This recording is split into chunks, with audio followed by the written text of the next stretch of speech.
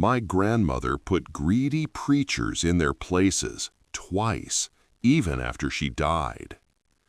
My grandmother was a member of a large conservative, Bible-believing church for her entire adult life.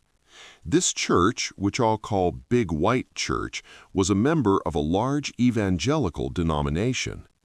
Big White Church was located in a prosperous suburb of a large city in the Bible Belt of the deep south of the USA. Grandma was very active in Big White Church.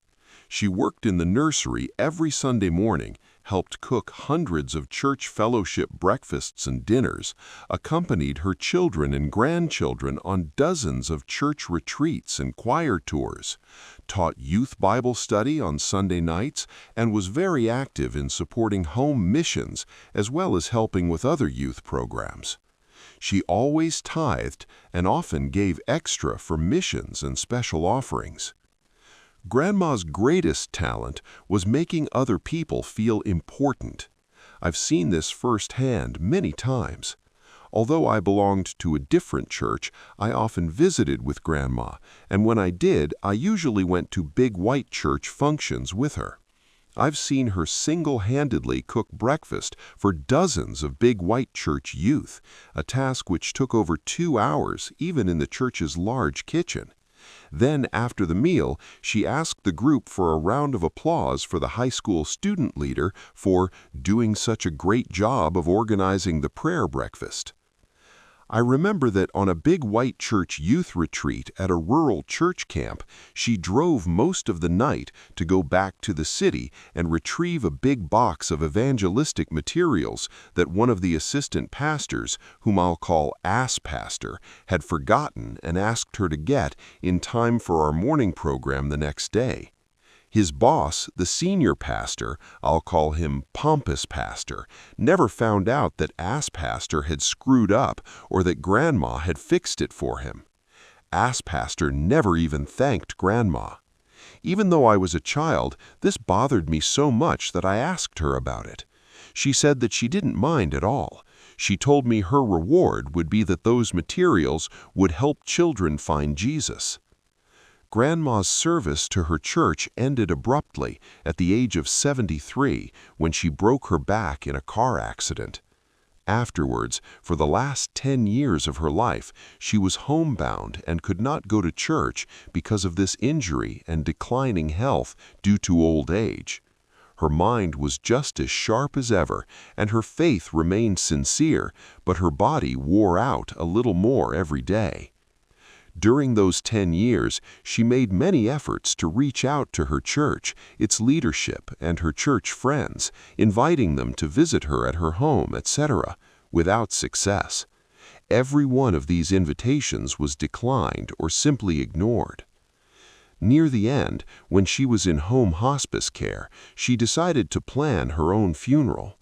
She and my grandpa called her church and asked for the senior pastor, Pompous Pastor, whom she had known for over 30 years, to visit her so that they could plan her memorial service, which she and Grandpa wanted to be held at the church. Pompous Pastor was too busy, but Ass Pastor stopped by a few days later. According to my grandpa, here's what happened at that meeting, with my grandma literally on her deathbed.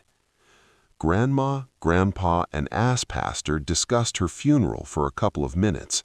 Then Ass Pastor started pressuring her to lay up your treasure in heaven by remembering your church in your will.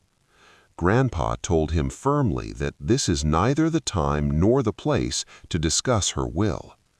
They went back to discussing the funeral for a few minutes. Then Ass Pastor steered the conversation back to Grandma's will with liberal injections of how badly her church needed her support.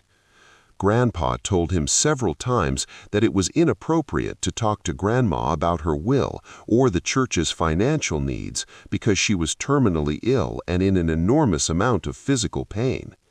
Ass Pastor would agree and briefly talk about the funeral, but then would go back to talking about the church's financial needs, heavenly rewards, where your treasure is, your heart will be also, Matthew 6:21, Luke 12:34, etc. Grandma started crying. To put this into context, Grandma was more than a steel magnolia. She was titanium coated with diamond wrapped in Kevlar. She rarely ever cried, and never ever cried about herself. Not one tear when the doctor told her that her back was broken so badly that she would never walk again, nor during the following 6 months in futile rehab. She would shed sincere but well-managed tears at funerals and while visiting family members in the hospital when they received bad news. She would cry to console others, weep with those who weep. But nobody, not Grandpa, not her daughter, my mom, nor any of my uncles or Grandma's siblings ever remembered her crying for herself. My grandma was sobbing uncontrollably. Grandpa, a retired steelworker, former Marine sergeant, and Korean War combat veteran, physically grabbed Pastor and escorted him out of their house, not too gently. Contrary to everyone's expectations, Grandma lived another 6 months, mostly because of sheer force of will. Eventually, though, Grandma passed away, and we held her memorial service at the funeral home, not Big White Church. Pompous Pastor and Ass Pastor were conspicuously absent. In fact, there were no professional Christians from Big White Church at the service at all, not even in the audience. To start the service, Grandpa stood up at the podium in front of the crowd and said, "Some of you may have heard that I disinvited Pompous Pastor and Ass Pastor from this funeral service. This service is not an appropriate place for me to give you my reasons for doing this, although you all know me, and so you know that my reasons are good ones. Also, my wife asked me to exclude them.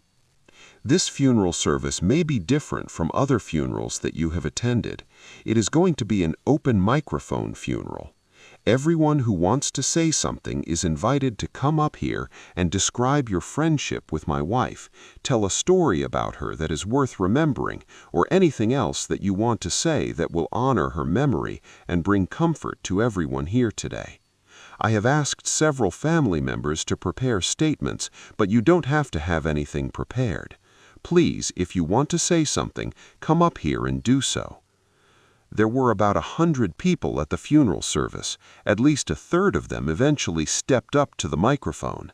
The service, which we had planned to last for about 30 minutes, lasted for over 2 hours, and as best I can tell, not one person left early. There was laughing, crying, and hugging. 3 of her grandchildren played some of her favorite songs on the piano and guitar. We all joined hands and sang her favorite hymns. Afterwards, dozens of people told my grandpa that it was one of the most comforting and uplifting funerals they had ever attended. More than a few remarked that funerals are better without preachers anyway, or something similar. Remembering her pastors and her church in her will, the 1-2 punch. A couple of weeks later, it was time to start distributing the bequests in Grandma's will.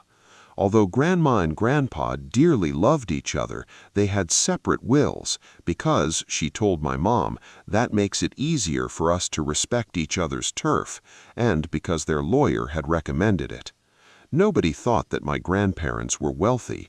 They lived in the same small but charming house in a prosperous, well-maintained suburban neighborhood for the past 50-plus years and had worked hard and lived modestly.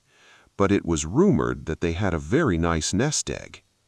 Of course, there is no legal requirement for anyone to attend the reading of the will or even to have a reading.